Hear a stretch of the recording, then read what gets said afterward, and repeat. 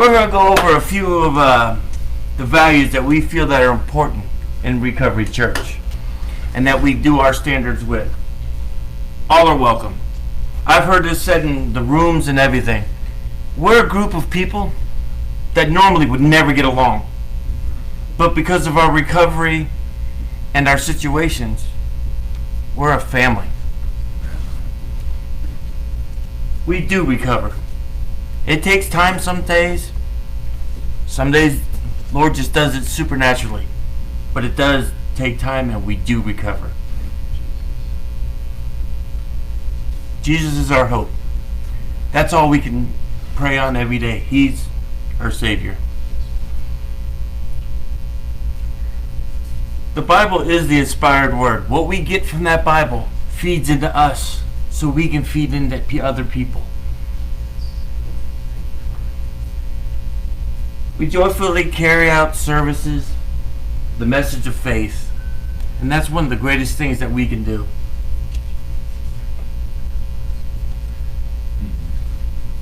We are a part of the greater community because people out there, when they want to admit it or not, we all have some types of problems. We have to get as a community.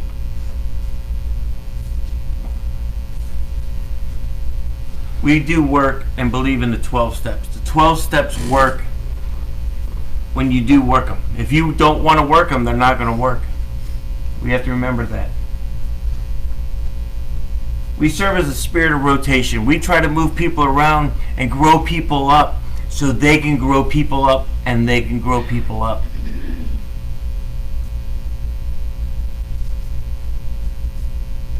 Power of prayer is such a great thing. When we have communication with the Lord, He has communication with us. That's one thing we have to keep in raw. That's one thing we have to be raw. I say it a different way. I say hot, honest, open, transparent. We have to be raw. Here at Recovery Church, we like to be raw and open. Discipleship. We like to work and disciple people, and working while we disciple people, it grows us along with it. I go through my 12 steps with my sponsees, and it builds me up, helps me remember where I came from. We will be known for our love. That's one of the biggest things. We have to show the love of the Lord through us to everyone else. And would you like to come up, Lyle, and introduce our guest today? Absolutely. All right, Dan. Thank you, Danny. So, a few quick housekeeping items. First of all, if you are normally with us here on 4 o'clock, next week it's at 3 o'clock. Thank you for joining us online. More and more people are joining us online. I'd like more and more of you to join us in person. We've got a light crowd present today, but I'll tell you that there's nothing quite like being there and being able to rub elbows. And the scriptures do tell us in Hebrews to do not forsake the gathering together of the saints. So make sure that you come on out and spend some time with us. We'd love to get to know you more on the one-on-one basis as well. But next week, we have Randy Grimes, former center for the Tampa Bay Buccaneers. If you were with us a couple months ago when Vance Johnson from the Denver Broncos was here speaking, he mentioned Randy's name. Randy is the guy who helped Vance find his way. So Randy's coming in next week to share his story and his testimony of how he went from his point of complete and total desperation to where the Lord has lifted him to today. And he does credit God for that. So we love to hear those messages. Be sure to come and join us next week. It'll be in the main sanctuary up front, expecting a larger crowd. And then afterwards, like after all of our testimony nights, we serve a meal. The meals are free. We do a lot of things that are free, which is why we pass a plate. And those of you that are watching online, if you are on Facebook and you go to our website, we actually have a donation portal there that makes it easy to support what we do. So what does that support? It supports us being able to put this on, the equipment that goes there. It supports the space. It supports the Recovery Church movement overall. We tithe back to the Recovery Church movement. It also supports the Life Recovery Bibles that we give away, including the ones that we're taking into the local jail, so that the folks in jail can come and they'll have a note in there to come and find us here afterwards. So when they leave jail, they have a home to come to.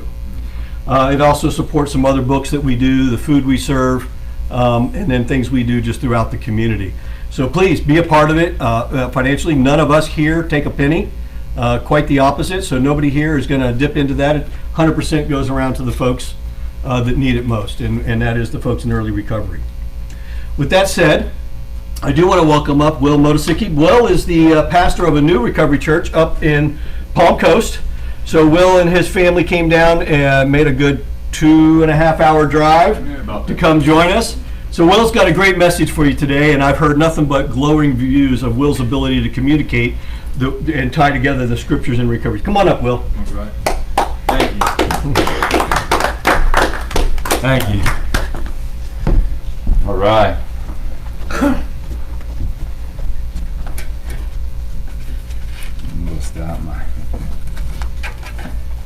My name's Will Motosicky, okay, from Palm Coast. And so I was asked to come here, talk about a topic, right? And the topic was kind of like glaring and obvious to me, at least, was the whole reason why we do the step work, right? For that spiritual experience, right? And when you hear it as spiritual experience, you'll hear it as spiritual awakening, you'll hear it as God consciousness, you'll hear it as psychic change, you'll hear it as transformation. Okay, all of these words they use to build that personal relationship with God, right? Now is the key. Okay, what is the key and how do you do it? How do you build that relationship? How do you experience that awakening? Willingness. That was the first word kind of like dawned on me a little bit when I was praying about it. And willingness. Can't teach willingness. Tried that. Right? But willingness now in the big book, right? So willingness is indispensable. Well, it's indispensable. I define it, right? Indispensable means absolutely necessary. So willingness is absolutely necessary. Right? Willingness. Now, if you can't teach it, what is it, right? So I jumped into the Bible to try and find out willingness. What does God tell us about willingness? Okay. The first place I looked was in Matthew. Matthew 9 to be exact, and about Matthew, right? Matthew, aka Levi. Matthew 9. Okay, and I'll read it. Okay. Matthew 9, starting verse 9. And Jesus passed forth from thence. He saw a man named Matthew sitting at the receipt of a custom. And he saith unto him, Follow me. And he arose and followed him. It's like, what? Jesus said, Follow me. And Matthew literally got up and followed him. 2 words. Follow me. That can't be right. There's got to be more to that, right? Has to be. So I'm like back in it. So I go into the book of Mark now. I'm in Mark 2. All right, calling the Levi. Mark 2:13, and he went forth again by the seaside, and all the multitude resorted unto him, and he taught them. And as he passed by, he saw Levi, the son of Alphaeus, sitting at the receipt of a custom, and he said unto him, Follow me. And he arose and followed him. Follow, two words. Follow me. So, right? 2 counts. Still, I can't wrap my head around it. There's got to be more, right? So I go to Luke. Luke 5.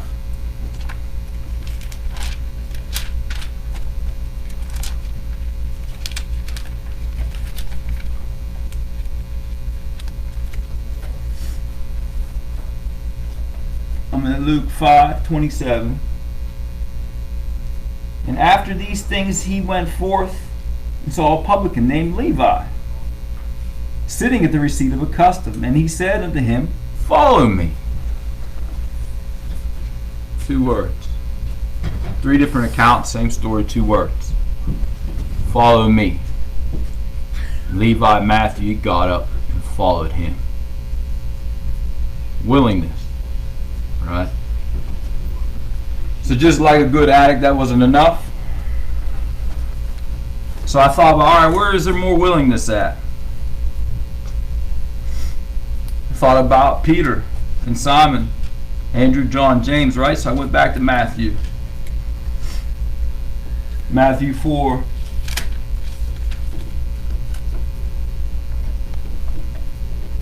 (4:18).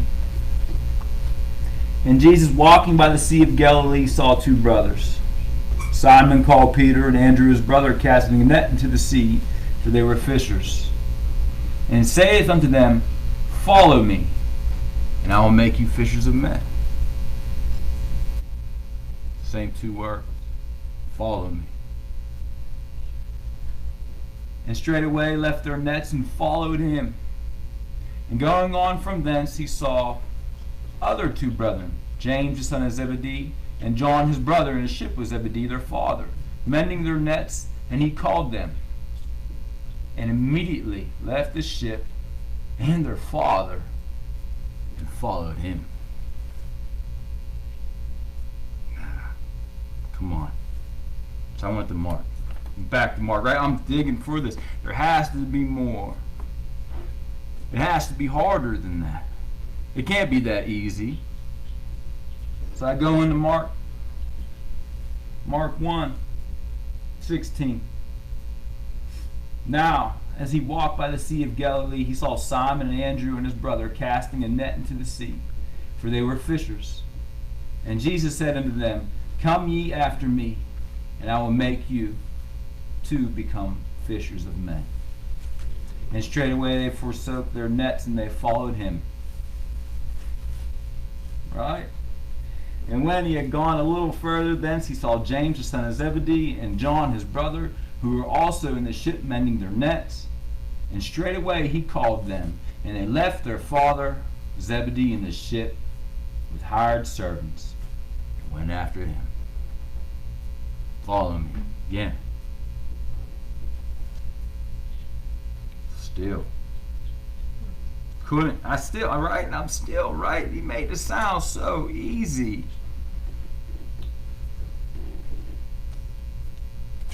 I went to the book of John. John 1. Philip and Nathaniel, right? Okay, Bartholomew, right?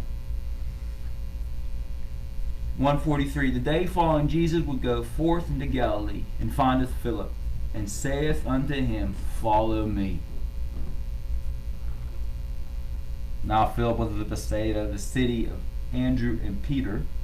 Philip findeth Nathanael, and said unto him, We have found him, of whom Moses in the law and the prophets did write, Jesus of Nazareth, the son of Joseph. Nathanael said unto him, Can there any good thing come out of Nazareth? Philip said unto him, Come and see. Jesus saw Nathanael coming to him, and saith to him, Behold, an Israelite indeed, in whom there is no guile. Nathanael saith unto him, Whence knowest thou me? Jesus answered and said unto him, Before that Philip called thee, when thou wast under the fig tree, I saw it. Nathanael answered and said unto him, Rabbi, you art thou the Son of God, the King of Israel. See, willingness is as simple as follow me. That's it. I heard this quote one time, and it kind of gave me that little push, right? Rocking me in that 4th dimension. It says to read your Bible, you need to open your ears. Because mine was closed for a long time. I couldn't hear the simple 2 words, follow me. So, then the question is, right? I'm willing. I could be willing. What is the spiritual awakening, right? What is this psychic change? What is this transformation you talk about so much?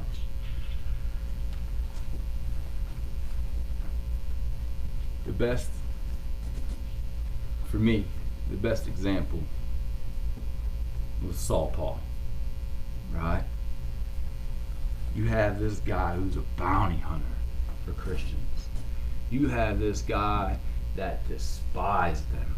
You have this guy that wanted the worst for him, right? Turn their back on him, just like I did as far as an addict or an alcoholic. I don't want nothing to do with that. Right? I don't want nothing to do with that life. That yeah, I know God's there, but He don't want nothing to do with me even. Let's go. Let me turn to Acts. Okay, and I'm going to read Acts 9, 1 through 9.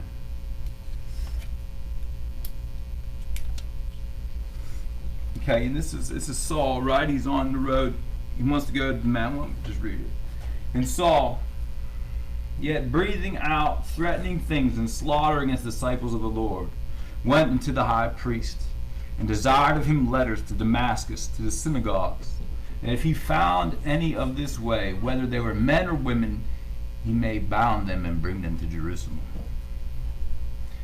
And as he journeyed, he came near Damascus, and suddenly there shined round above him a light from heaven. And he fell to the earth, and heard a voice saying to him, Saul, Saul, why persecute thou me? And he said, Who art thou, Lord? And the Lord said, I am Jesus, whom thou persecutest. It is hard for thee to kick against the pricks. And he, trembling and astonished, said, Lord, what wilt thou have me do? And the Lord said unto him, Arise, go into the city, and it shall be told thee what thou must do. And the men which journeyed with him stood speechless, hearing a voice, but seeing no man. Saul rose from the earth, and when his eyes were opened, he saw no man, but they led him by the hand and brought him into Damascus. And he was there 3 days without sight, and neither did he eat nor drink. That's not an example of a spiritual transformation or awakening. I don't know how big a picture I can paint it. You know? See, that's how God works. Man, when God wants you, when God comes in your life, He will flip it upside down, inside out, and man, you don't. Talks about in the book, right? We have this spiritual awakening come by educational variety, or it can come by a sudden upheaval, right? Paul was kind of like a sudden upheaval. So I turned in Paul when he wrote in 2 Corinthians 3:16.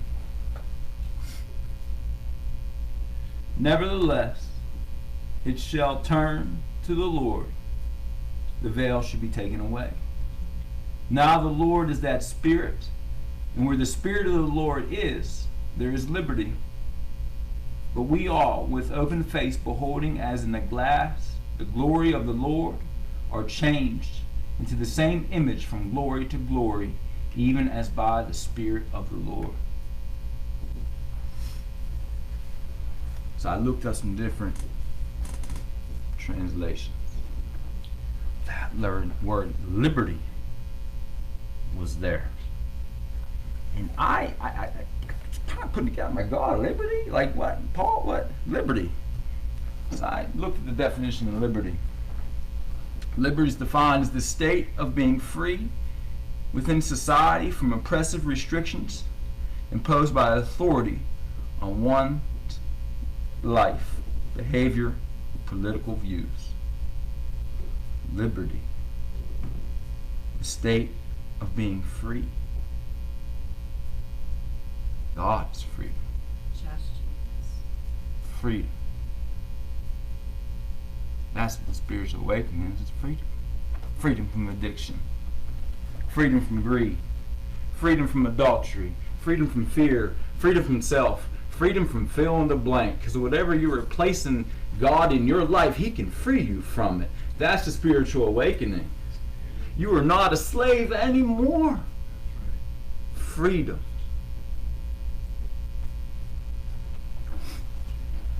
So,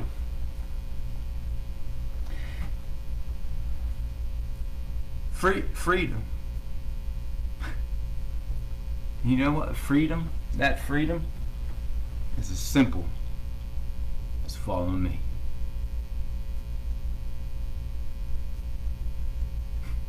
We have a tendency to make more of what problems are as addicts or just, I think, just humans. You know? And and it's kind of funny too, because I was praying about it. I'm writing this message and I'm trying to prepare 2 messages for 1 week. I had one last night, and I'm trying to separate them both because we were on a completely different topic last night, but they're bleeding over one another. I'm like, God, come on, But it's kind of funny to me because Jesus, right? His whole life, his entire life, he's telling these people to follow me, right? And through our lives, this mess that we made, this addiction behavior, he's following us the whole time. With his hand out. Just wait.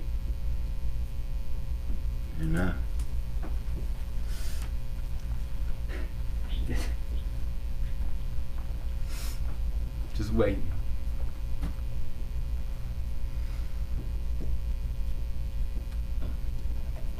I heard another line, quote one time, the Bible has many writers. It has numerous translators, but it only has one author. Amen. Man. So, the spiritual experience. We dissected it, right? Willingness. We had some examples of it, of willingness. We have an example of the spiritual experience. We have the educational variety. We have that sudden change, like on the road to Damascus. But willingness is what we need to have. Simply follow me. It took me a long time to get to this point.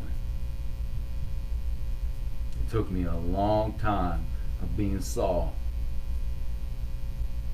until I had that sudden change. That's what the work is.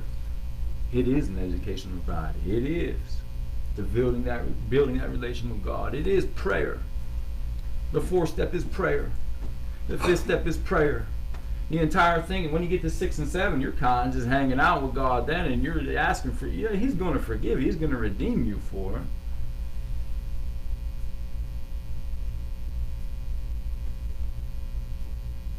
But, man, thank you for having me here. I just hope that something came out. Because I've been working on some praying, I've been listening, I've been trying to get it out. I just hope whatever came out made sense. And thank you for letting me share. Thanks for sharing. Good word. Thank you. Follow me and willingness. That kind of flows real well from our conversation last week. It was pretty much where we were. So thank you very much, Will. Really appreciate it. Good word. A few more quick things. If anybody is here that wants a Life Recovery Bible and doesn't have one, we have them. They are free, which is my favorite price. So, and again, just a reminder that there are some other things going on. Between our 2 campuses, we have a recovery meeting pretty much every night of the week. And so, get a hold of us, join us. If you don't know how to get a hold of us, if you're watching online, just reach out to me through Facebook. We'll answer you. But otherwise, come on by. And then tomorrow morning, we have Biker Chapel at 8:30 up front. So all our biker buddies get together, and then afterwards, everybody goes to breakfast. At 11 o'clock, we have the main service up there with Pastor Craig Bridgers. And then back here, Pastor Arlen has a Portuguese and English service at 10 o'clock. And then tonight at 6 o'clock, Kingdom Reign is up front. So there's no excuse around here not to be involved in something. We got plenty of options for you. And don't forget, next week, we're an hour earlier. whether you're joining us online or not. In fact, next week we have live worship, so the live broadcast will start right on time at 3 o'clock. Normally, there's a little delay because if we do a video, copyrights keep us from sharing that with you online. So next week it'll be live music. Join us at 3 o'clock sharp, an hour earlier than usual, for Randy Grimes, the former center for the Tampa Bay Buccaneers, giving his testimony. The other thing we do here is in a lot of the 12-step environments, there's the chip system. We use crosses. So if you have a desire to lay it at the Lord's feet, if you want to give something up to Him,